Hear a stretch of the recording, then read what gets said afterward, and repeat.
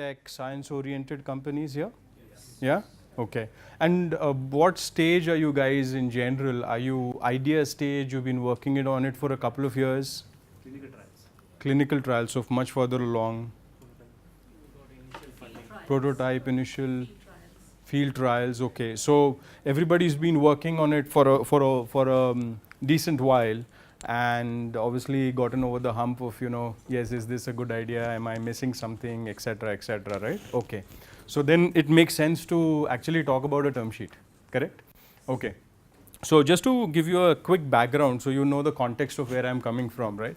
I'm a mechanical engineer, COEP in UC Berkeley, a degree with the business school there, and then after working for a year, I started my first company with 4 others, classic Silicon Valley company, 4 founders, raised a ton of money, eventually, thankfully, after a long journey, exited with a decent outcome.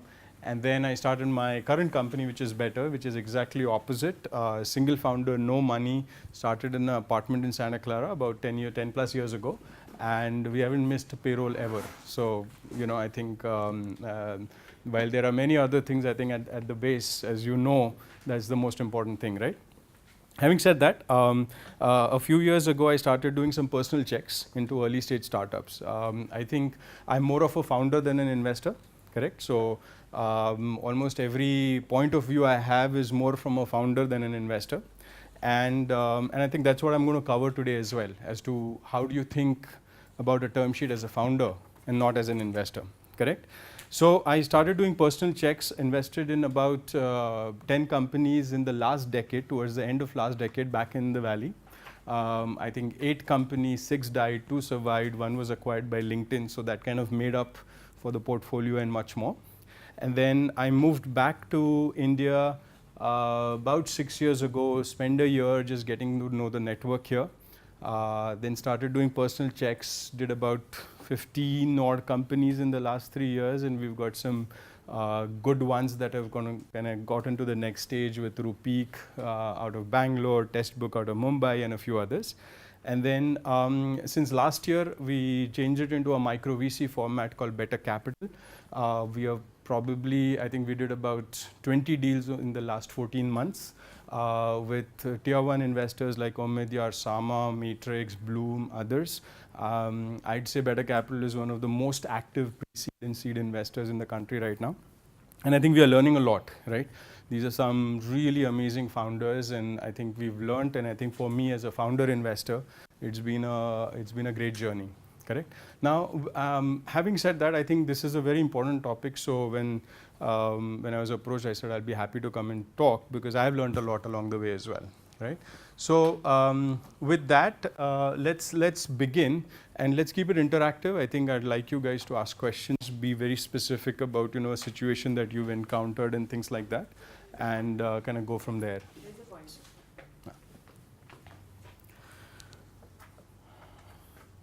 All right, so I said term sheet question mark because let's understand what it is. So what I'm going to do is just cover the basics very quickly, okay, and then get into the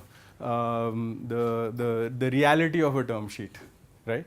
So what are the basics? I think if you've never seen a term sheet before, I'd say instead of asking 20 people, do 2 things. One is, number 1, get a lawyer and take 20 minutes, 30 minutes, 1 hour of that guy or gal, and just understand the basics. Every clause, read it 20 times before, mark everything, understand what a ROFR is, what a ratchet is, what a this is, what a that is, and things like that, right? Because I think the basics are very important, and a good law firm or a good kind of firm that works with early stage companies for financing, they will be able to help you understand, right?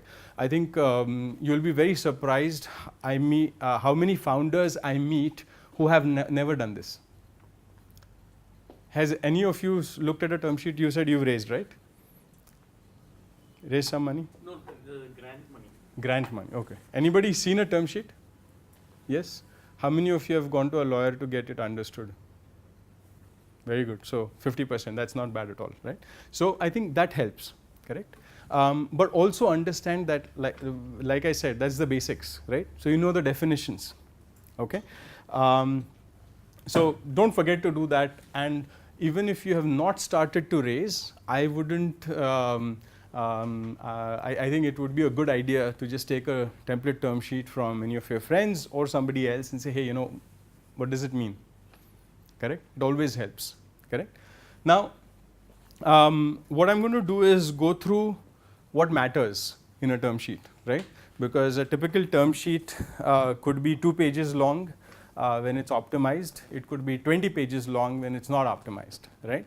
But there are a few things that actually matter, which is what you have to zero down on, right? So liquidation preference. Anybody know what liquidation preference is? Right? So liquidation preference means simple thing. Somebody puts, let's say an investor put an amount X. Your company gets sold for amount Y. Liquidation preference basically says that X is to be first returned to that investor before any other distribution happens. Correct?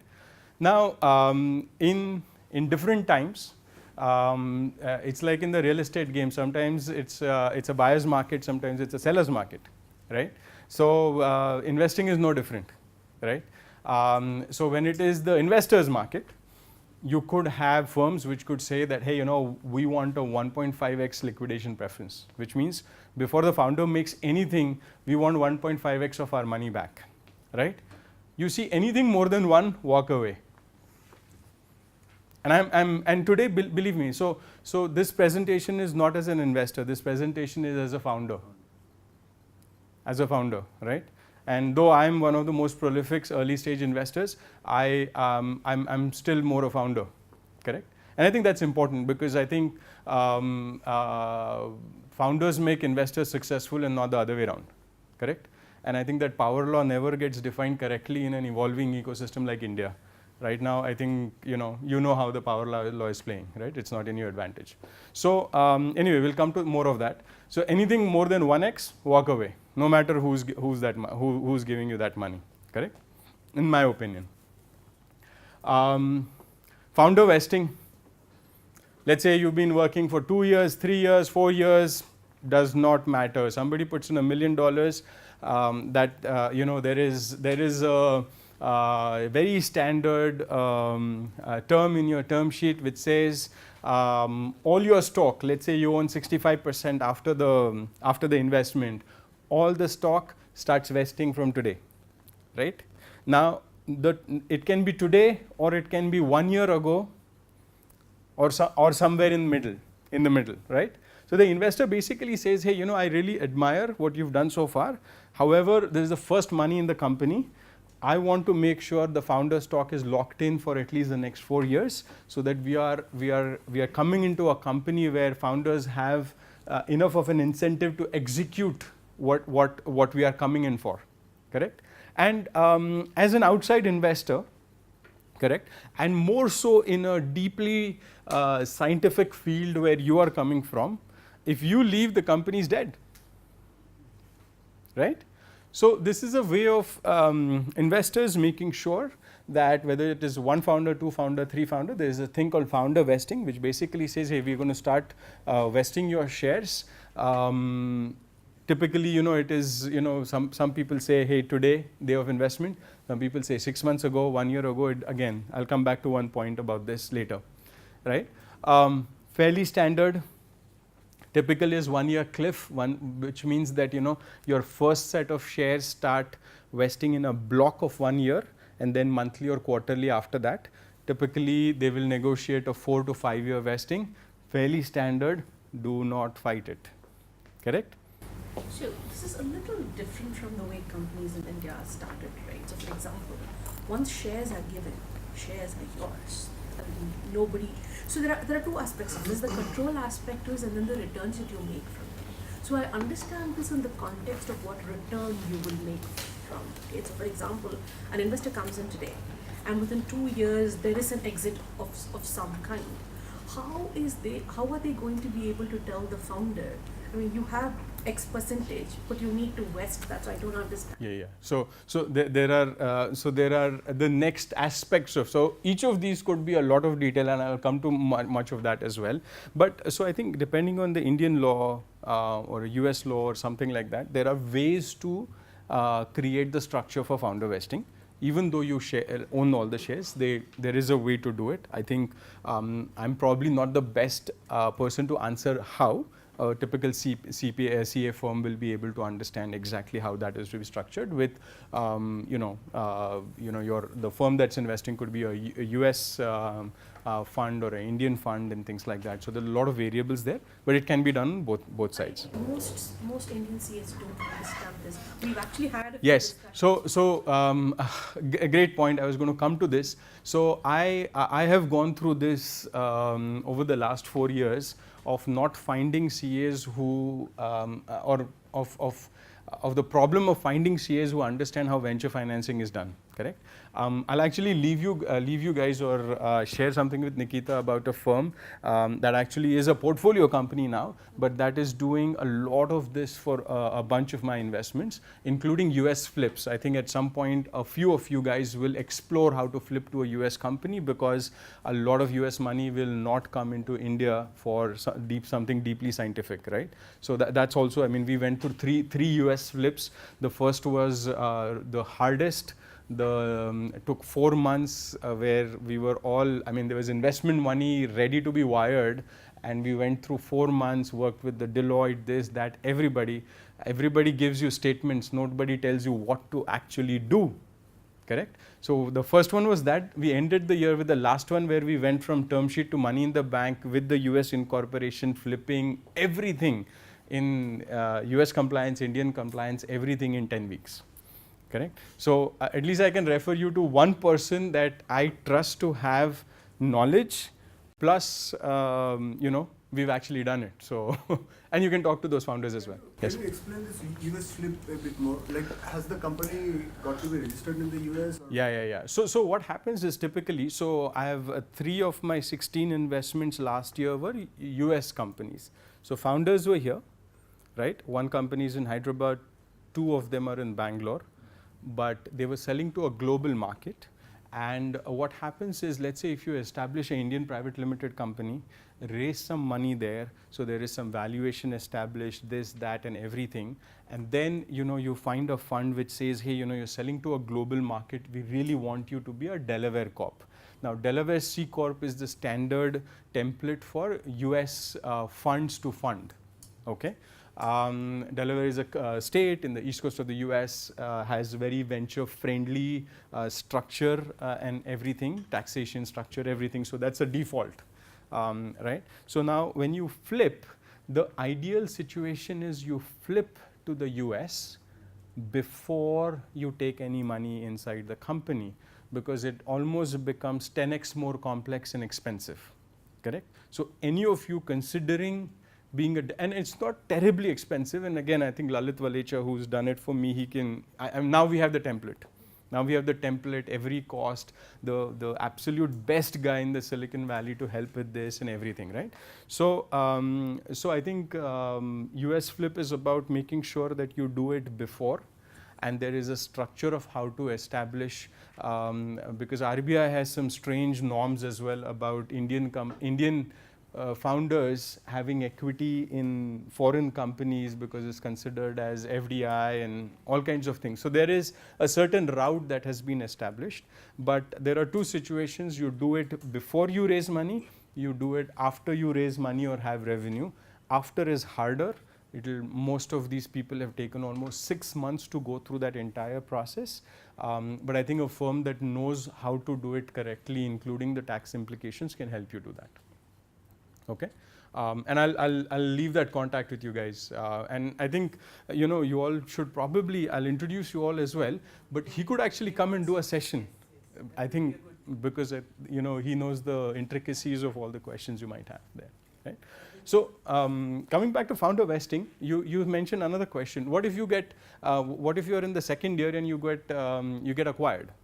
Correct. So there is something called as, in that same clause in that term sheet, you will see something which is called as accelerated vesting. correct?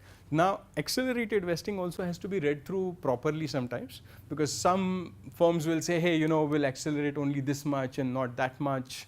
I've been on the cap table of a few companies as a founding stage advisor with equity on the cap table, and they said, oh, we'll do founder vesting this way, advisor vesting this way. So they have their own tricks as well. They as in me in a way, but I'm more you than them. But so what you basically have to say is founder vesting is real. You can't fight it. Don't fight it. Just read it carefully. Look at the accelerated vesting clauses so that you know what you're getting into. Correct? But this almost feels like, if somebody doesn't know what founder vesting is, it feels like, oh wow, I have to earn my own company back, right? But this is one of those things I think which is argued well enough, and globally everybody says just got to do it. Okay? So this is the one that you shouldn't probably fight. What happens when you're doing multiple rounds of investment and this pops up at each time? No. So typically what happens is when you do, like Amitabh was saying, I think if there is a real estate guy and a this guy and a that guy and then an institutional fund comes in, then you can have a lot of complications. Typically when you raise from an institutional fund and it's $1 million, $2 million round, then the next guy is not going to do that again. So first Series A, which will give? The first decent chunk of money with an institutional investor is going to do that. A lot of time, if you let's say raise 2 crores from angel investors, those guys, and because nobody's leading, it's your document or something like that, they will not even have this. Founder vesting starts actually when a typical institutional investor comes in. Yeah? Okay. Valuation, dilution, the biggest question, and what almost everybody focuses on primarily, right? You'll be surprised that the first two are almost equally important and the next two are also equally important. Here there is a simple thing, right? Which is too high is bad and too low is bad, correct? Too high is bad, too low is bad. And how do you determine what's too high and too low, right? I think if you are in the biotech space broadly, you probably want to get an understanding of, hey, what's the market like for my space, right? Which was the last company that was funded in India? Which was the last company that was funded in the US, correct? And what did the numbers look like, correct? So some friendly investors will have those numbers. So they'll help you understand, look, these guys raised 5 crores on a 15 crore pre, right? That was the first money in the company. They'd been working on it for 2 years. They're decent enough signals to say this is real, it's going somewhere, correct? So now if somebody comes in and says, hey, I absolutely love it, we want to get into this space, they don't know much, they're going to give you a 25 crore pre money, correct? Now, obviously very tempting because you're going to own much more of your company with this term sheet than something else. Usually when somebody is offering you something that is too much or too good for what the market is, it's a red flag in my opinion, correct? Any savvy investor, most of them will push for a lower, lower valuation than the other way around. But there are other guys as well. There's a lot of different kinds of money that's coming into the venture capital space, right? So you want to be very careful about that, correct? Very, very careful about that. That usually doesn't work very well. I think the too low guys are,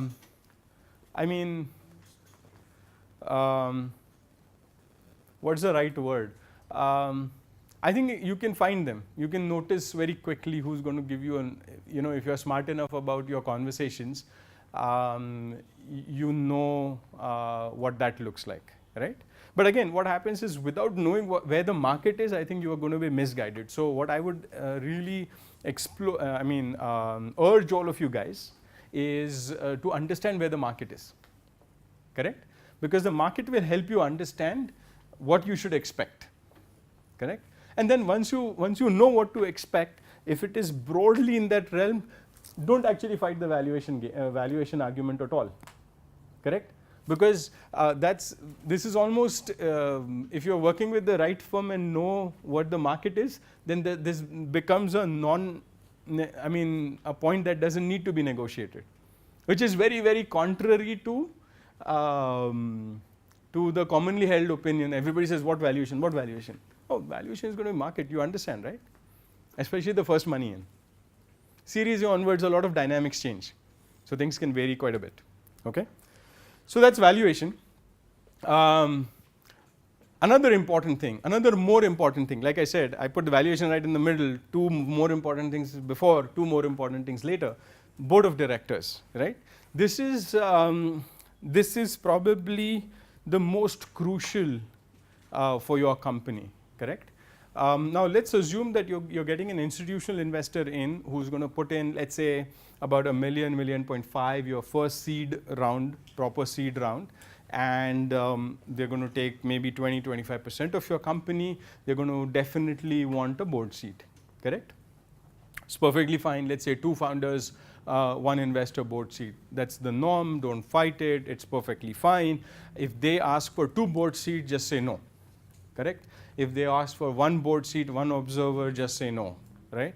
Now, one thing though that I have noticed and I have been requesting all my companies to do is that, let's say when you get to that 1.5 million down, typically I think most companies have worked on those companies for about a couple of years, right?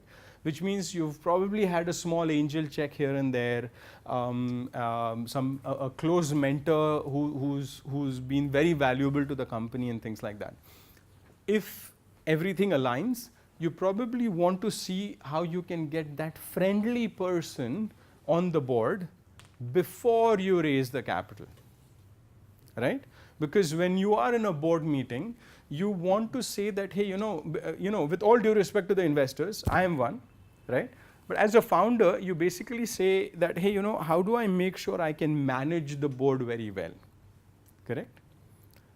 And what helps is even if you are 2 founders, typically founders are voted as 1, right? I mean, voted as in a typical discussion about, hey, what do we do?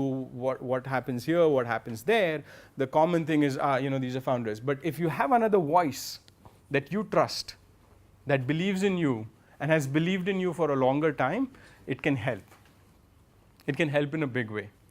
And this can also alter, sometimes that person also becomes a mediator, not a mediator, but kind of a communicator on both sides, right? It could technically give comfort to the VC as well. That, hey, when I can't say something to the founder directly, I have somebody else to route it through in a way that it will reach in the correct context, right? So it is a win-win for everybody, in my opinion, right? So consider this seriously, right? But all this has to be done and established before any of that round or term sheet discussion happens, because they will not allow it later, right? Almost never. Correct? So, what kind of people we have on the board?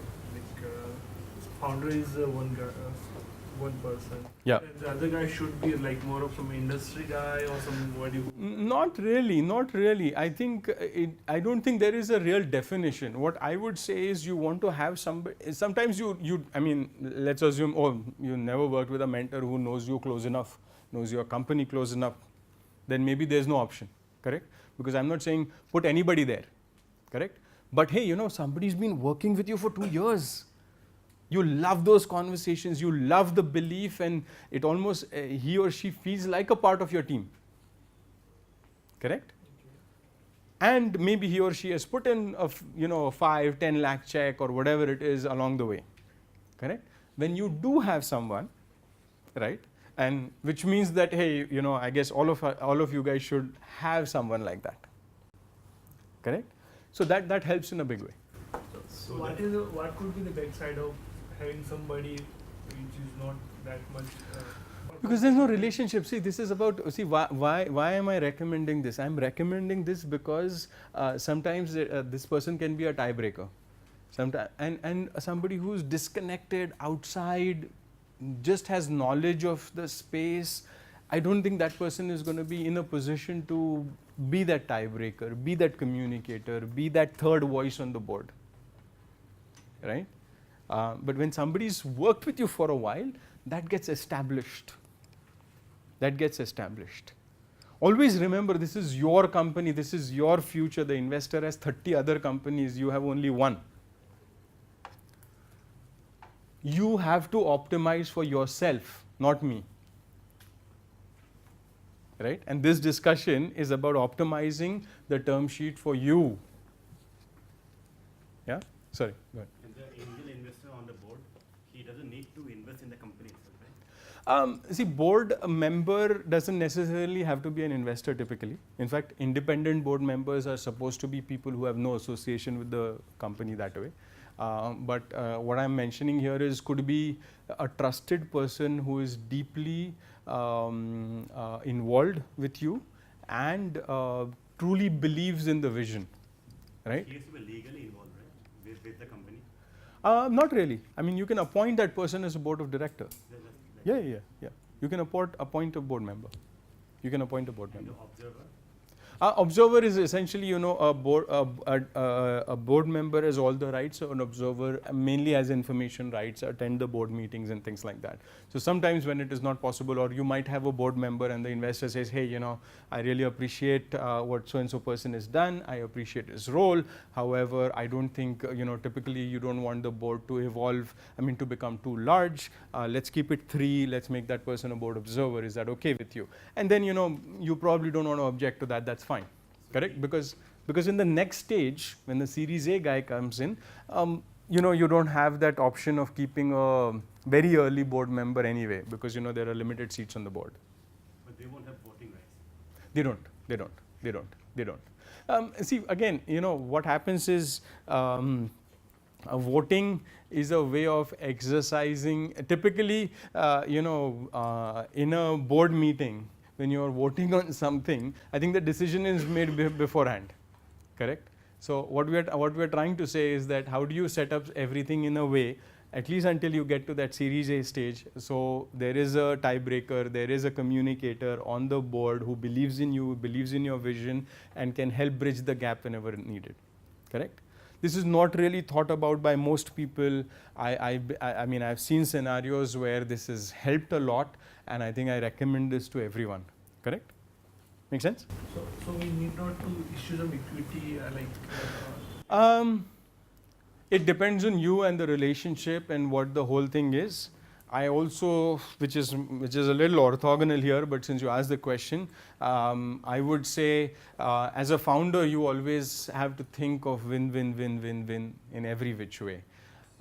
If that person is going to play this valuable role, I would highly recommend that he be given some equity, correct? And you can define that. It depends on the role and depends on the association, the quality of the association and things like that. Make sense? Sure. No, I think that's a tough one. It varies quite a bit, it depends on how much role that person has played, correct? I get deeply involved with some of my companies. I am on their cap tables, but I'm literally, if any of you guys follow me on LinkedIn, I'm batting for them every time, from very early stages to when we've put these rounds together with tier 1 VCs and things like that, right? So I think it just depends, and that's not the only way somebody will be involved. There are other ways some people can be involved. So I think it's proportional to something like that, correct? Give broad categories. I think it's the number of shares. I think see what happens is equity wise, I think when somebody is very involved but really not really kind of working to push you through the whole process, it could be under 1%, all the way to somebody who's kind of helping you build the round and go all the way. It could be much higher as well, right? So I think it just depends. I don't think there is one single answer to that, right? It's something to be explored together. Yeah, all right. Sorry. So anti-dilution. No, walk away, doesn't matter. There are cases when this kind of comes in play, but essentially anti-dilution means that, hey, I'm going to own 20% of your company, but until you become valued at this much, I'm not going to be diluted, you're going to be diluted, right? So you can almost imagine that, this can't be good for the founders, correct? So if you see this, open your eyes big and see what the whole thing says, ask them why it's needed, understand their perspective. I can't imagine too many situations where this becomes, at the early stages, this becomes important or necessary at all. So another one, like I said, if you look at the slide deck and they'll distribute it, but 2 before, 2 later, after that main valuation question, I mean, almost everybody thinks of what valuation. No, all these other things are almost equally or more important. Yeah. This again, some of the commonest, I mean, when you get investment, Yeah. you're basically getting new stock Yeah. out for it. Yeah. Some of the commonest ways one does it in India is to do a rights issue, Yeah. right? Which is sort of an anti-dilution aspect, right? In the sense that you have to give existing shareholders first. Because anti-dilution can never mean that, say somebody has 5%, and I'm giving new stock. It can't be that the 5% never changes unless they put in money. Right? Correct. But the rights issue anyway takes care of this. Correct. So I'm not entirely sure How to avoid it. Yeah, so I think that's again a Lalit question, honestly, because US is very different, and I think India is, I don't know, very complex for a variety of reasons. Yeah, it's almost like, he's my guy to say, hey, we need to achieve this, now tell me how, and then he'll come back. So I don't think I'm educated enough on the intricacies of how to achieve it. But essentially what you want to say is that, hey, when somebody comes and puts in $1 million into the company and says, I want anti-dilution until you become valued at this, or whatever it may be, right? How to achieve what is a different question, or I'm sure there is a way, but this can't make sense to an early stage founder. Correct. I mean, I Correct. guess you'd have to let them go and do a preference issue or something. Correct, right? So meaning of anti-dilution is like something in which we don't want to dilute the equity, or we don't want to give the share away. Their ownership does not change, Okay. and as you raise more money, you dilute the others. Correct? And by the way, so let's say what happens is, and that's why what I'm saying is, it's rarely good, right? I use the word rarely because in majority of the situations it's not. But what happens is, a lot of times, let's say you become a Series A, Series B stage company, and you get in a CEO, correct? Now that CEO basically says, he'll take about 6 to 8% of the company, right, diluting whoever is on the rest of the cap table, and he usually says, hey, I'm just coming in, I need to go raise money to achieve all these steps, right? So he usually says, until the next round, I want anti-dilution protection, correct? Because it should not be like, oh, the company doesn't have money, you brought me in to grow, to raise the next round, I go raise the next round, and my 8% becomes 6 or 5 or something like that, right? So typically it is used in those situations, right? So that's why I've said rarely, but in an early stage I've rarely seen this to be correct or valuable or useful in any way. And I'm just trying to wonder, in Indian session, I would interpret this just to me, allow me to participate in the next round. Because there's no other way to do it, right? Usually it happens that they get the first preference to participate, They get the- so that their 20% stake remains. at Yeah, the Putting stage. money into the company. Yeah. They have to put No, exactly. So I think the how to achieve this, I'll leave it to Lalit to answer more correctly so that I'm not giving an incorrect answer. If they just have to issue additional shares without getting money, then there is a tax impact in India. Yes, correct, exactly. Investors. Exactly. So many times they can choose. So that anti-dilution clause actually defines how it has to be done. Correct. So it Correct. depends on the definition, you can choose. Yes. Make a Yes. decision. Yes. And I did not even attempt to understand how it is done in India because there's just so many variables to it. The next one is, like you said, I think the ROFR, which is right of first refusal. I love the company. I love where you're going. I want to make sure that I get the right of first refusal, which is fair. Typically, I don't think it does any harm to anyone. If your investor is with you, it's going to just work out just fine most of the times. You see ROFR, just walk over it, it's fine. Correct. Another one, I think this is the last one before I get into the practicalities and the reality of term sheet. But protections in veto, right? A lot of times the investors will say, hey, before you do this, I have to approve it, correct? Before you sell the company for this much, I have to approve it. Before you raise a round from this. Yeah, I think different language again. That's why I kept it very unscientific in Indian or American way. But essentially, every savvy firm will have a fairly well-written protections clause and veto clause, which will say what we will need to confirm, and which is fair enough most of the times. But read it very carefully. Sometimes there is stuff that later on becomes like, oh wow, I can't do this, I can't do that, I can't do that. So think about this a little bit. A lot of it depends on your situation as well. So have a conversation. Sometimes what happens is, it can feel very encompassing, right? But have a conversation with your investor saying that, hey, what do you really mean? I understand you need this because I can't go and do random things or raise money from random people or this or that. But what if this happens? What if this happens? So it's more about, I'm going to just allow you to do that. You have to just ask me, correct? That kind of a thing. Okay? So that's that. And now, so what I've covered till now is the basics of it.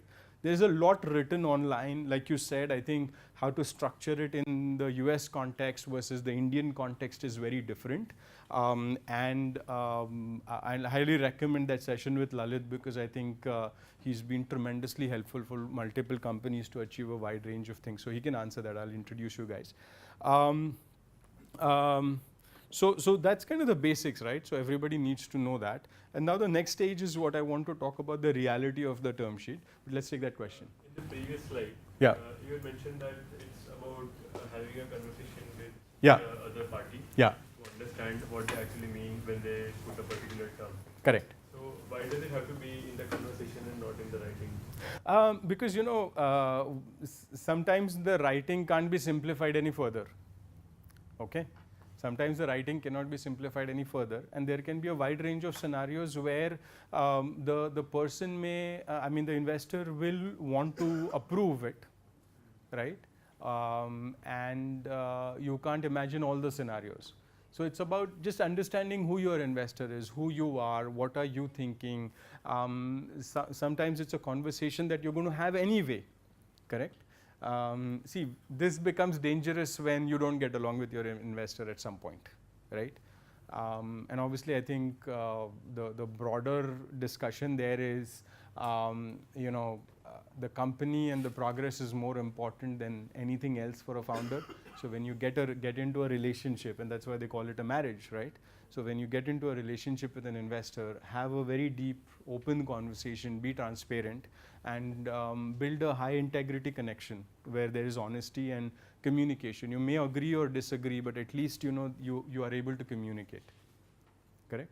So that's why I think this is another one. You can ask, hey, hey Vaibhav, what about in this scenario, right? I don't want to be in a situation where I can't do something because you don't believe in it, right? So how would we resolve that scenario? Can you help me understand, right? So that also is a good discussion to have to know each other, correct? So that's important. I have another point about this as we go into the next stage, right? But let's discuss the practicalities of the term sheet, right? Because understanding this is fine, but there are a lot of real life versions of how the negotiation happens and how the whole thing scales, right? So first is think about this as it's all there is no thumb rule, there is no standard. Everything can be changed, everything can be altered, everything can be structured. It's all about leverage, right? Do you have the leverage or does the investor have the leverage? Correct? Are you in a great spot, like Amitabh said, is he trying to get you into a meeting to say, hey, can you please take my money? You've got the leverage. You define the terms. Correct? As a founder, if you are starting today and going to raise in 18 months, I would urge you guys to build leverage. Build leverage, right? A lot of times founders go into meetings with investors and investors say, hey, we like it, yeah, why don't you keep us posted, right? My common, and again, I'm talking as a founder, right? My common suggestion is actually don't keep them posted, correct? Do other things that they will want to know more about what's going on with you, correct? So building leverage, it's like, when you're constantly giving them, oh, here is where I've reached, this has happened, that has happened, then, you're making yourself too available, correct? You're also kind of sending a signal that, nobody's buying this story, or I have to tell this story to everybody because nobody's buying, or something like that, right? So again, leverage, right? In your situation, in your industry, different things can give you leverage. Different things can, because as an investor, it's very simple. You're looking for a founder deeply committed to a problem, right? That he or she has an unfair advantage or has built an unfair advantage in terms of understanding solution or traction, correct? So if you can display that, work really hard to display that correctly, correct? And when that happens, you continue to build leverage, right? Believe me, this is probably the single most important thing in the world of term sheets. Once you have leverage, everything is negotiable. When you have no leverage, nothing is negotiable, correct? And in your situation, in your product space, market space, think very hard about how do I build leverage. You know what leverage is, right? I mean, you have to think, yeah? Next one is, I think, which a lot of investors call as the rule of three, or the lawyers will call as rule of three. Basically, amongst, I highlighted only 7 or 8 major terms to think about, right? There are probably 20 broad or whatever. But as a team, depending on your leverage, depending on your situation, depending on the round, think of the 3 that you're going to fight about, negotiate about, correct? Because if you fight about everything, the thing is never going to go anywhere. And typically when you have 2 lawyers discussing, it's like 2 big egos fighting each other. And that doesn't do benefit to anybody, right? You will see a lot of M&A transactions fall apart because the lawyers are basically driving everybody into a very bitter situation, correct? So take a step back, think, right? Think, you've decided you have to raise money anyway, right? The world is going to be the investor, like Amitabh said. He has to make money because he has to return money to his investors as well. So he or she is doing the right thing in their part, right? Whatever terms it is, they're trying to protect themselves, and which is perfectly fine, correct? Now, understanding that, instead of saying, oh, what horrendous terms and this and that, that's not fair. I would say, look at the other side. They've been in a bad situation where somebody's flushed down the money and they were really caught with nothing, no options, right? So they're going to protect themselves. Every bad situation makes the term sheet worse. So blame that founder, not the investor, correct? Now, so what we have to do as founders is you have to say, okay, I understand, correct? Now let us, between your co-founders, say what are the most important things for us in our business, in our stage. Choose 3, it could be 2, it could be 4, right? But a finite number that you're going to work on, saying that, hey, I need this much, I need this much, I need this much. We've been working for 3 years, we can't do founder vesting today, we want it at least, from last year, correct? Whatever it may be, right? But choose a few that you're going to fight about. Make sense? With that, I think this is a general life rule for me, which I think works even more in a situation where you're raising money, right? Everybody knows what leaving money on the table is, right? Right? It's a negotiation, right? And I think the other day I was discussing this. I just posted something about on LinkedIn about this, and somebody said, oh, somebody else has said that when two people who are negotiating walk away from that negotiation or complete that negotiation with being slightly dissatisfied, then it's a good deal, right? And it's actually correct, right? However, you will also see that those 2 people never work with each other ever again, correct? Because that bitterness never goes away. You'll never do a deal with that person, never buy, never sell from them ever again, right? In my opinion, a good deal, a raise, a good deal is always measured over a lifetime. That's why you will see sequoias of the world funding the same founders across multiple companies, and the founders also going back to them. Why did the founders go back to Sequoia? Why does every Sequoia founder go back to Sequoia? Because Sequoia leaves money on the table. The founder leaves money on the table, right? So that's very essential, right?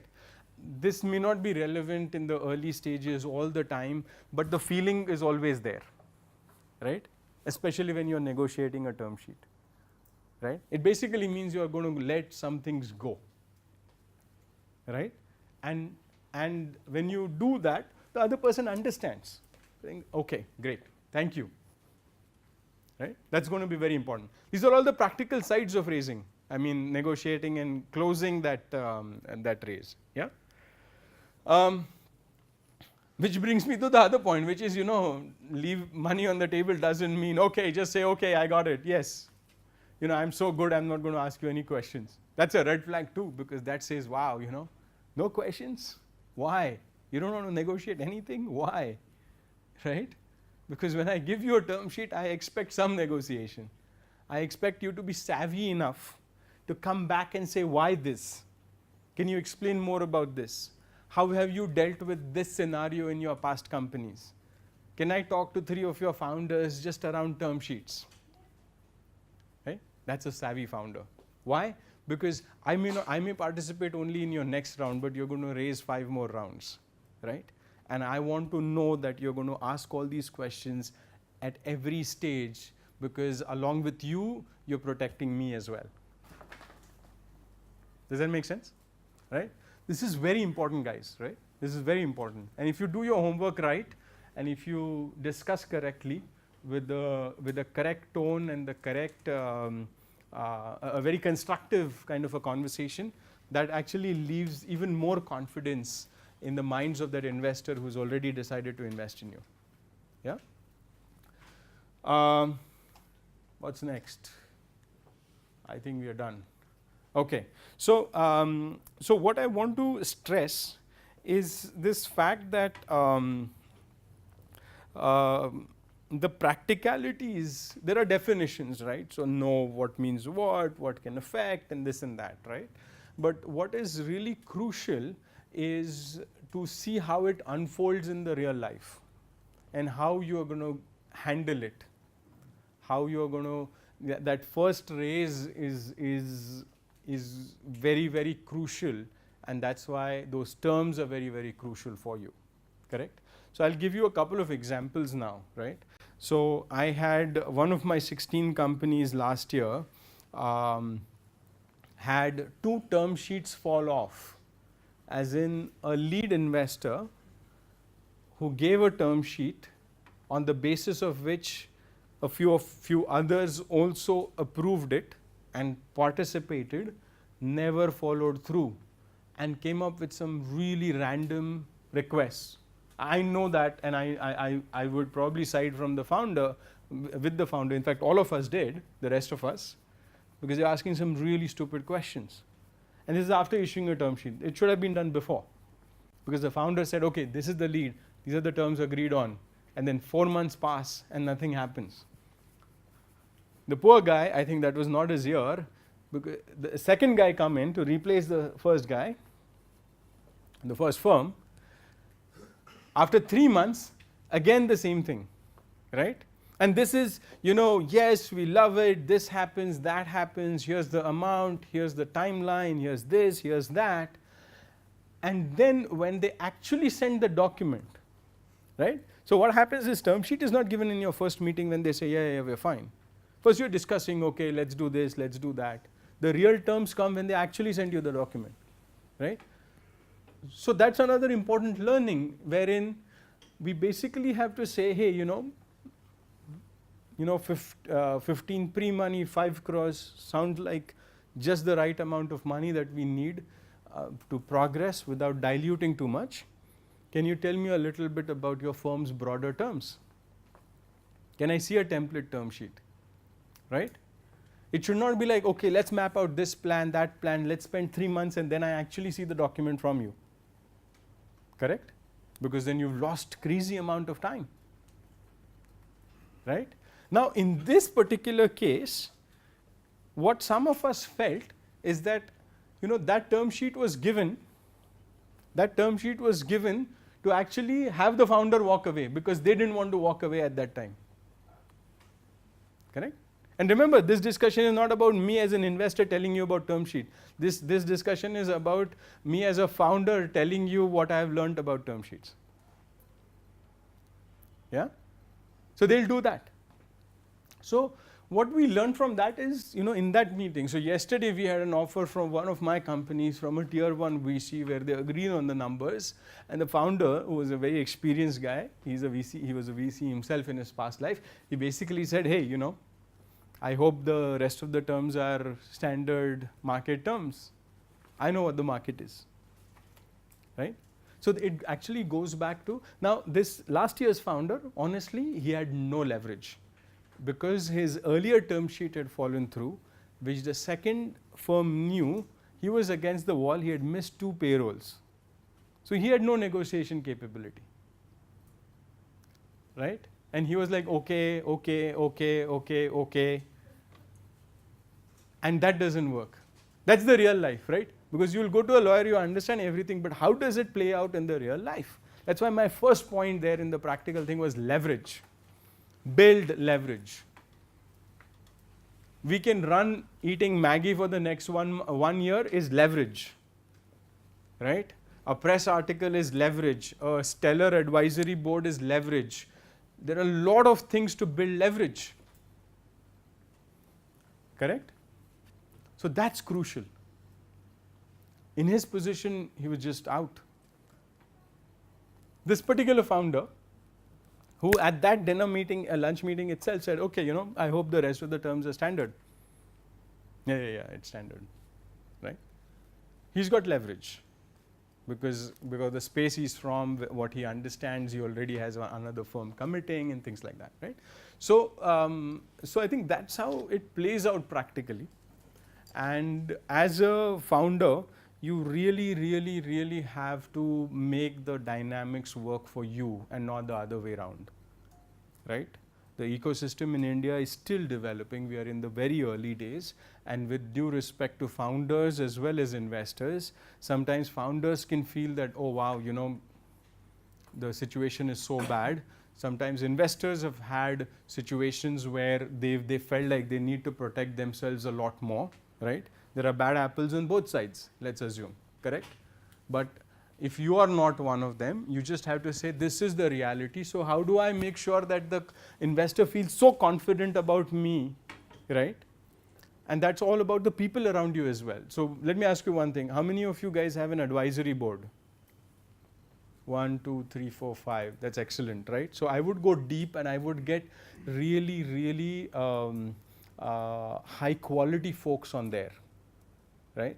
Who will establish your credibility to a certain extent, correct?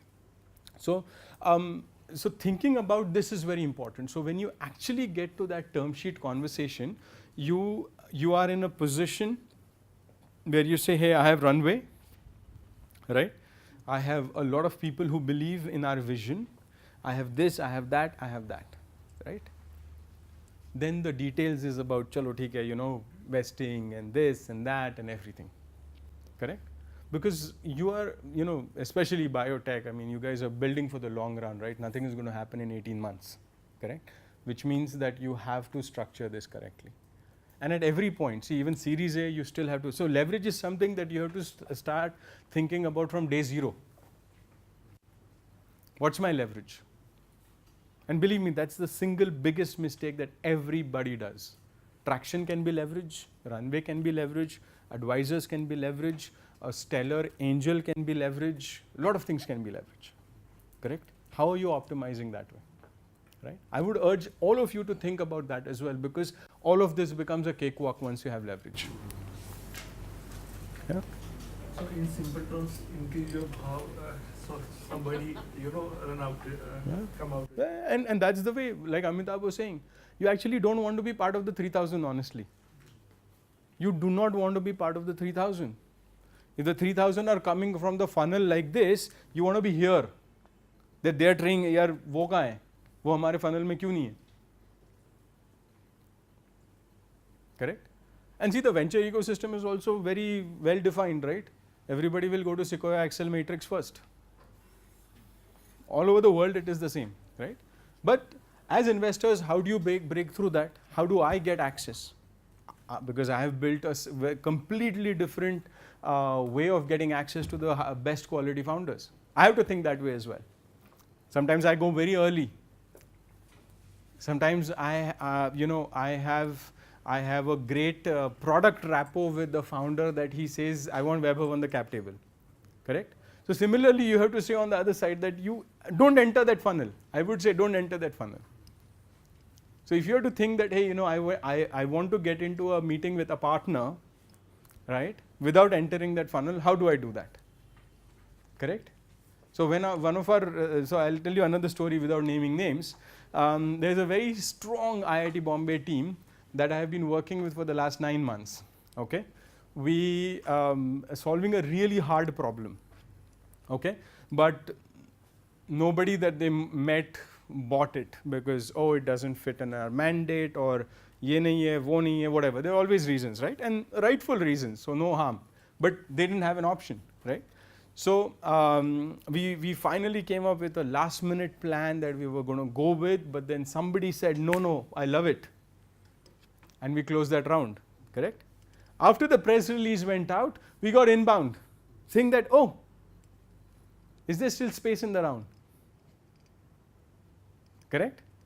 So what happens is you have to figure out what is it that's going to. So you win an unfortunate. I mean, I think sometimes it's some of the founders do too much by going and being in every competition and every this thing to be, I won this award, that award. But what has worked for some of them is that becomes a filter. There is somebody sitting inside a VC firm saying that, acha, who was the winner in Fintegrate? Or who are the top 20, top 50 in this list, in that list, whatever, right?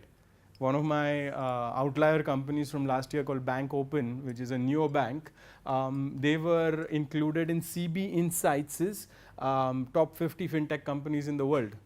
So they got global inbound because everybody wants to know, okay, what is open? Where are they? Have they raised? Are they Series B? Correct? So that's about not entering the funnel. They're not in any funnel. Correct? So in your space, what is that outside way of getting in? Right?